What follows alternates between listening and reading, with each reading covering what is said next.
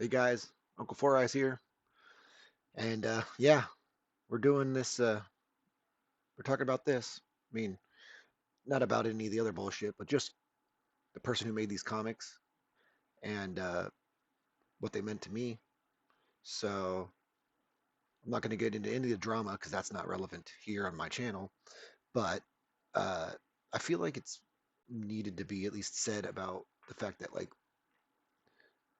Ed Piskor and Jim Rugg, who also is known as the cartoonist Kayfabe YouTube channel. Uh, Kind of helped kickstart back my like love for comics. I always liked comics, of course, as a kid, but 2018, 2019, I saw their YouTube channel. It kind of made me go, "Oh, I thought that was something I want to do." Um, you know, so basically, I just watched their stuff through the pandemic and everything. It got me to make my own comic book. So I'm kind of fucking got a little bit of a, a bias on the fact that whatever happened happened, and because I thought a lot of stuff, good stuff, came out of it, regardless of the politics and everything. Everyone's a, you know, everyone's a to articulate this. Everyone's you know more than just a stick figure in front of you, going, "I'm this, I'm that." Like it's deeper than that. So I'm not gonna be like I have to not, I can't not use them as an origin story for something like Pog-head Joe. And so I thought I would just show you a few things that straight up are just, a result of the kayfabe effect. I didn't know about this. This is awesome. I mean, I knew vaguely of who Tim Truman was. You know, they got me buying that. They got me looking for this in fucking dirty bins. Because I don't want to pay an arm and a leg for something that is actually out there. You know, made me buy Jim Street Angels. I've done fan art for both their stuff. You know, that made me, the one of the last videos was about this. They made me go and hunt this down. Well, not made me, but you know what I mean. They got me checking that stuff out. You know, I've got, I mean, I kind of lost track of how to collect all this, of course, but I've got all this. You know, you could say I'm a loser or part of the problem or whatever, but, you know, the kayfabe effect is real. And, it doesn't help that, why does he, I think this is also I think these are all three, issue three. This is just the incentive. Yeah, of course I paid that much for it. Um, why does he have two copies? Well, again, I'm a little biased.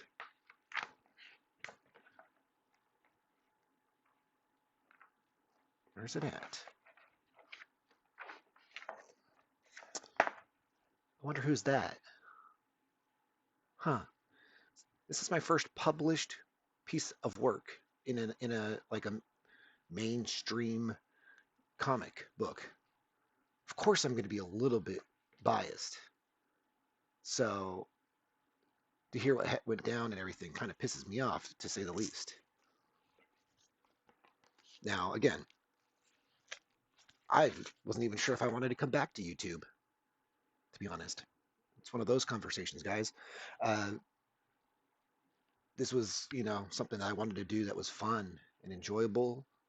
And I only want to make videos mostly about things I like, or that we can share as a conversation starter, you know, as a community. Because apparently, as a community, that is also apparently a word that is being thrown around, or actually, technically, it's being assassinated. A lot of words these days have been a you know a problem, I think. So, I'm even this guy that went and wanted to buy, or not. Of course, they didn't buy it. Didn't buy it. Um, but I even went and seeked out that on Free Comic Book Day. That like I've got plenty of other examples stored away in my bins of what they did to, I think, really convince me that, yeah, this is an endeavor worth doing. During the pandemic, this is what I did. I watched these guys and I made this. This helped make this. I obviously have other inspirations prior to Cartoonist Kayfabe when it comes to the love for comics and stuff. Of course, I like Spider-Man and whatever, and I like Tank Girl and Hellboy before I knew anyone else liked those. Just me and my cousin were the ones that were into the weird stuff. And this isn't also made for, and again, say what you will about this content. I always felt like an outsider artist, an outlaw artist, as they, or whatever they would, how they said it. Um, I think one of them says like outlaw comics or something on it somewhere. Uh, this to me is like the epitome of, I don't like, there's an audience out there and they're gonna find it. And don't judge me. I colored this page on my own piece because I was just having fun. So fucked up the other side of that.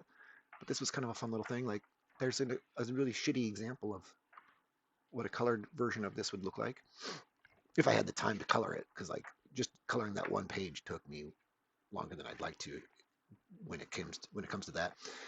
Um, like this product is not for everyone. It's not like it's again, it's not like it's Red Room necessarily, but I mean, getting in trouble. I'm going to get in trouble for this on YouTube, I'm sure. But I mean, that where's some other, I'm looking for. Oh, there we go. I've got profanity. What's your profanity? Um, yeah, like this is niche as fuck, and I don't give a fuck. And I was kind of crushed when it came to like the idea that they're just going to be out for me next. Someone's going to look at this and go, "Oh, this guy needs to be canceled, and this guy needs to do some unsavory things." And I'm not monetized, so I'm not too worried about saying certain words, but I want to avoid them for the sake of it being somewhat cordial. Anywho, um, I really kind of wished I could have given this to Ed, even if he thought it was like trash. It would have been funny for him to fucking. I mean, I like watching a lot of YouTubers who dogpile on stuff that you know, it would have crushed me, but it would have been fun. Um, you know, I don't think he would have done that, but anyways, I kind of wish that with the way they had the PO box and you could send them stuff, it'd be kind of. I mean, granted, yeah, it sounds like I'm just trying to grift off of their whatever clout they had or reputation or whatever. That's not being mean. It's just I don't think they would have thought that they had any leverage in the whatever. Again, that goes back to other things.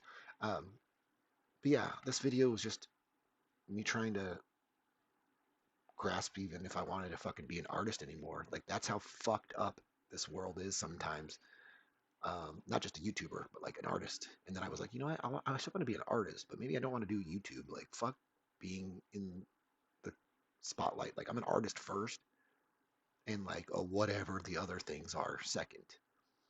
So it took me a few days to just like even think that like again, I've dealt with depression and other things, and my family has a history of that stuff.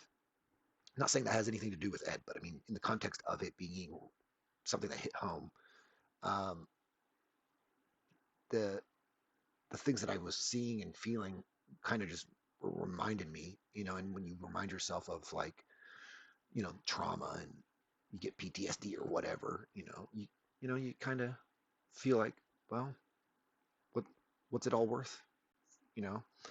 And I think it was just probably not just a grieving process in losing an artist in the comic community, but also grieving, kind of heat licking the wounds of maliciousness that does, again, going back to the community, uh, how it impacts the community. So at the end of the day, I was just kind of like blown away that like this is just something that hit me, unfortunately, way too hard and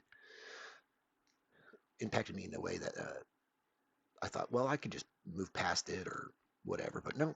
So this is going to be one of those little preachy moments of do better. Um, and I'm sure there's more I could say about it, but I don't really want to go any further than just I mean, I'll still be making videos, and if the kayfabe channel's making still posting videos, then fuck, I better be sitting my ass down and making videos. So with that said, 4 eyes out. Read more comics.